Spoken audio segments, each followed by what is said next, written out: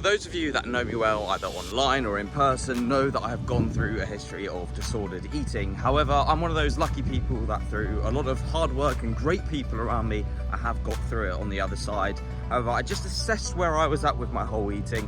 Despite being in a really good place, I established 3 final things that I needed to do to finally say I can have completely recovered from any kind of disordered eating. Now, the first of those steps was to go on holiday, which I've just got back from. It was on a cruise, and to completely enjoy the food with no restrictions at all. Protein goals didn't matter. If I was eating rubbish food for breakfast, lunch and dinner, it didn't matter. If I wanted to eat healthy one day, it didn't matter. Whatever I fancied, I had a proper food cruise. Now, to be able to do what I did on that cruise, it took a lot of work between kind of October and like the last 6 or 7 months of just eating more slowly, eating the right stuff, but being comfortable in a different body shape, being more comfortable now in this body shape, which is a heavier one, a more muscular one than this one where I was just too thin, but that was what I was addicted to and that was the only way I was going to accept myself at the time. But now I'm accepting this body shape where I'm much more muscular and I'm healthier physically and mentally, most importantly. And this was what I filmed myself when I was feeling particularly motivated one night in Istanbul. Dear future Tyler, who is now off of this fantastic cruise ship, back home, probably in tears for the next 3 or 4 weeks. But every time I get on a cruise ship, I get motivated to for a fresh start almost. And these are the things that I want you, future Tyler, to do.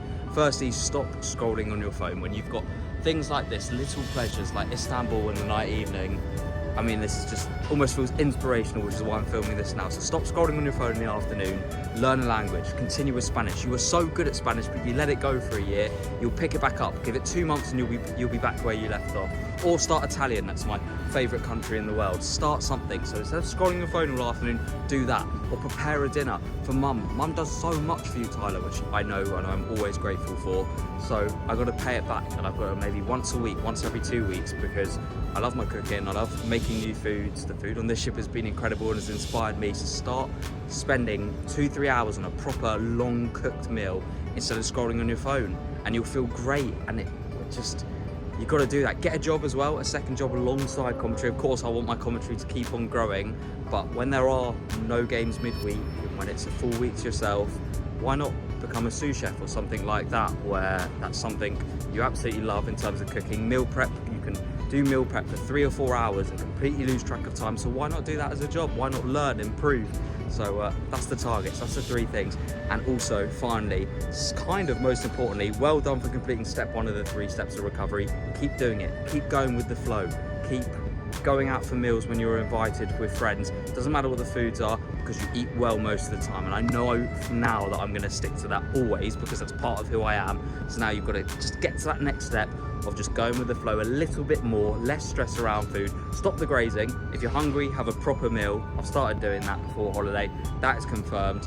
Just keep yourself busy and keep happy. Keep speaking to people. Keep inspiring people around in disordered eating, because I'm almost there. Future Tyler, you're almost there. You know what the last 2 steps are. You better do it. But what have I done since coming back from the cruise to make sure I'm staying on track with those goals that I set myself? Well, todos los días practico español. Yes, I'm practicing Spanish at least an hour a day since getting back. And also I've applied for a chef job for during the week, or for maybe Sundays when I don't tend to be too busy with commentaries at the moment. So I have applied for my first job with that one. I've already gone out for a meal, for a social arrangement. I had no stress, no control over where I was going. This is what I had.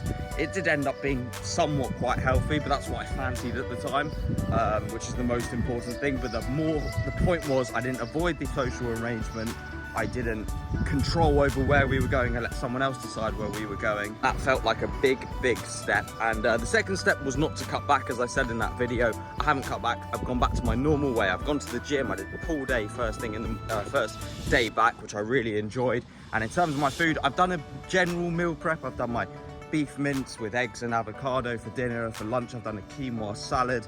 I'm having like boiled eggs and boiled potatoes for breakfast. Doesn't sound very exciting. And I even experimented with my cooking, because I was inspired to do so, to make a date banana kind of mocha for pre-gym, which I'm actually about to have now because I'm making my way to the gym.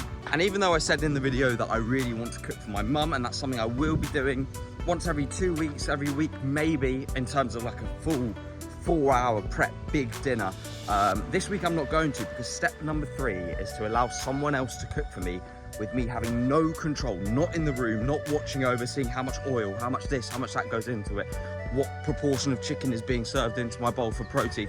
I'm out of the room, I'm being called in when it's ready. That's gonna happen this week, and that is the 3rd step. And once I feel like I can achieve all those things regularly, that is when I can say I have fully recovered from any kind of disordered eating. Here we go, the big moment, the first time someone has cooked me dinner without me being in the room, because I've been out, I've been at TalkSport doing reporting on the Villa Europa League trophy parade, so that was a cool day. So it's 9 PM, I've just got back, I'm shattered. I only had time to have my lunch at about 7 PM, which was pretty crazy. But here we go, a chicken stir fry made by my mum, so thank you, mum. And step 3 is getting complete on the final steps to recovery.